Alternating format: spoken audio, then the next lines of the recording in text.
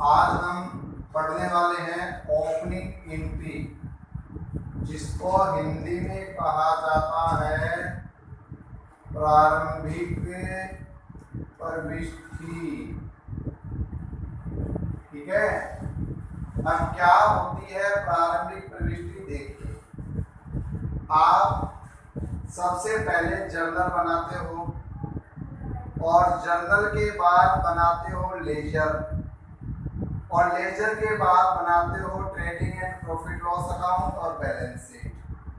तो आपने जब जर्नल के बाद लेजर बनाया तो लेजर में नॉमिनल अकाउंट भी होंगे, लेजर में पर्सनल अकाउंट भी होंगे और लेजर में रियल अकाउंट भी होंगे।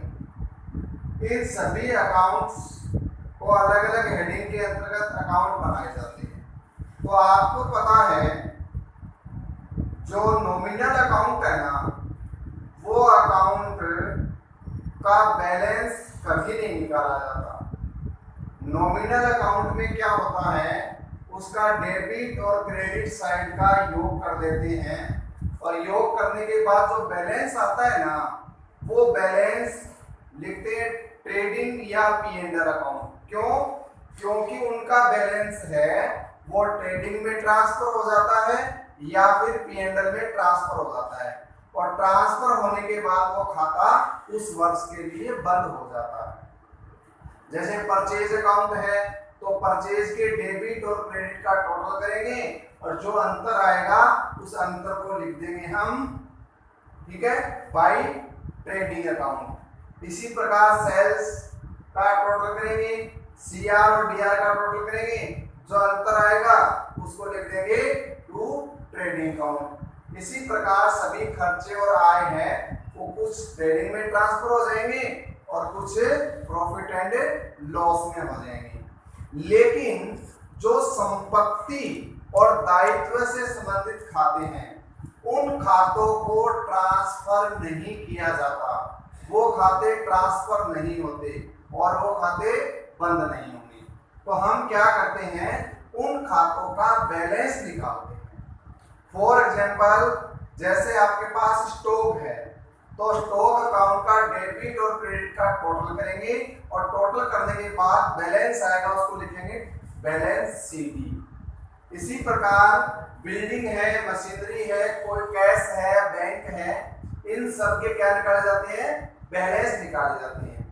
आया समझ में? और इसी प्रकार लायबिलिटीज से संबंधित मदे हैं, उन खातों के भी क्या निकाले जाते हैं, बैलेंस। और ध्यान रखना, बैलेंस निकालने के बाद वो खाते उस वर्ष के लिए तो बंद हो जाते हैं, लेकिन अगले वर्ष के प्रथम दिन उन संपत्ति और दायित्वों के खातों को नई पुस्तकों में लिखने के लिए एक प्रविष्टि की जाती है, वो कहलाती है ओपनिंग एंट्री। और ये ओपनिंग एंट्री इसलिए कहते हैं, इस एंट्री को नए वर्ष के पहले दिन किया जाता है। तो अब समझ में आया ओपनिंग एंट्री क्या है? व्यवसाय की संपत्ति और दायित्वों के गत वर्ष के बैलेंस को चालू वर्ष की बहियों में लाने के लिए जो प्रविष्टि पहले दिन की जाती है वह क्या कहलाती है, ओपनिंग एंट्री। ठीक है, अब ओपनिंग एंट्री का करने का सीधा सीधा एक फंडा है, जितने भी एसेट्स लिख रखी है उन सबको डेबिट लिख दो और जितने भी लायबिलिटीज हैं उन सबको क्रेडिट लिख दो और ये ओपनिंग एंट्री बन जाएगी। तो हम पहले दे रखा है एसेट्स के बैलेंस, तो एसेट्स को ओपनिंग एंट्री में कहाँ लिखते हैं, डेबिट साइड में। तो सबसे पहले है कैश, तो लिख देंगे कैश अकाउंट डेबिट, कितने रुपए, 2000। फिर है bank account debit, bank account debit है 12,000 रुपए। फिर है BR यानी बिल्स रिसीवेबल अकाउंट, ये है 5,000 रुपए। फिर है डेटर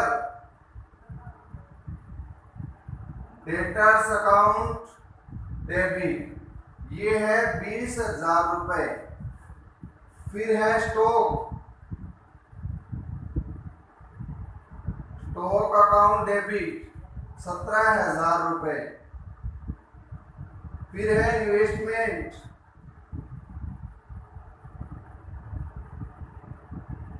इन्वेस्टमेंट अकाउंट डेबिट, ये है 24,000 रुपए। मशीनरी,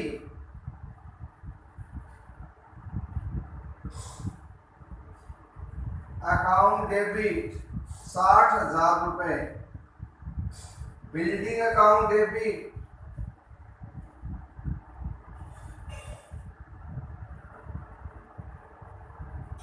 बिल्डिंग अकाउंट डेबिट है 40,000 रुपए। अब लायबिलिटीज के खाते उन सबको क्रेडिट पे लिखेंगे, तो लिखेंगे टू क्रेडिटर, क्रेडिटर अकाउंट है 25,000 रुपए। टू लोन,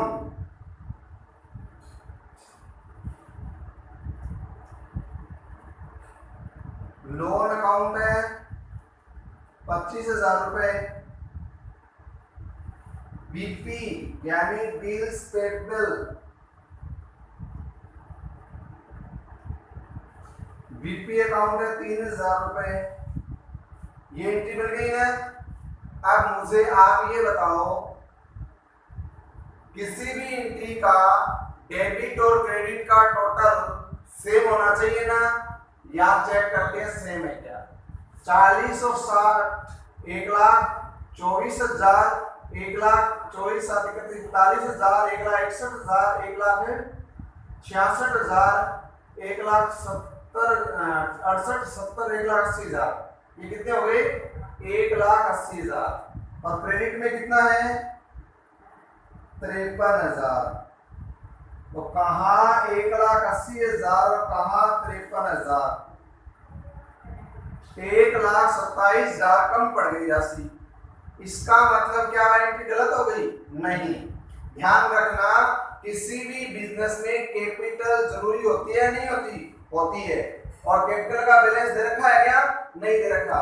इसका मतलब जो बैलेंस दे रखा है ना, वो बैलेंस में क्या लिख देंगे यहाँ पे? Capital account. और आप लिख देना बाय बैलेंसिंग, यानी बैलेंस से निकाला आपने 1,27,000। अब बराबर हो गया? आया समझ में? एक बात और ध्यान रखना, कई बार क्या होगा, यहाँ कैपिटल तो दी हुई होगी और डेबिट साइड का टोटल कम पड़ जाएगा। क्या पड़ जाएगा? डेबिट साइड का टोटल कम। तो वहां पर आपको कैश नहीं दिया होगा। क्या नहीं दिया होगा? कैश। तो जितनी राशि कम है उतनी राशि से कैश को डीआर कर देना। कई बार क्या है, कैश भी दिया होगा फिर भी डेबिट साइड का टोटल कम हो जाए, तो फिर वहां बैंक नहीं दिया होगा, तो क्या लिख देंगे? बैंक। आया समझ में? तो अगर क्रेडिट साइड का टोटल कम है तो वहां कैपिटल अकाउंट लिख दोगे, और डेबिट का कम है तो कैश और बैंक होगा। तो ये थी आपकी ओपनिंग एंट्री। आगे समझ में? अब लिखना है इसका नरेशन। नरेशन आप लिख सकते हो, balance of assets and liabilities brought forward, sorry carried forward. आया समझ में? Thank you.